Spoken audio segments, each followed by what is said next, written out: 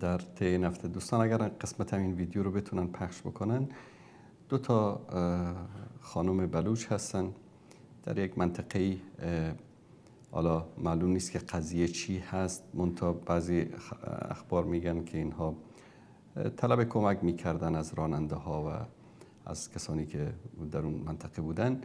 اینها رو به طور وحشتناکی با لگد میزنه این سرباز مرزی ایران.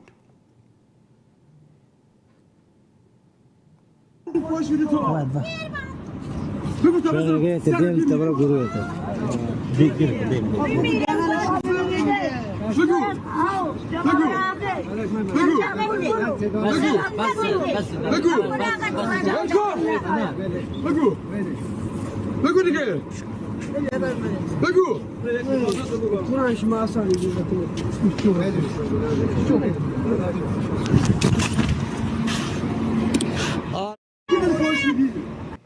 بله دوستان عزیز، حالا بیاید مثلا از سربازان رژیم صهیونیستی که به حجاب و به عفت زنان مسلمان در اونجا تعدی و تجاوز میکنن از اونا شکایت بکنید. اینا که به اصطلاح خودشون رو پیرو اهل بیت و مسلمان میدونن، یعنی یک زن پیر رو اینطوری با لگد زدن و بی احترامی کردن واقعا جای افسوس است برای این سرباز و کسانی که همچین حیواناتی رو تربیه کردن.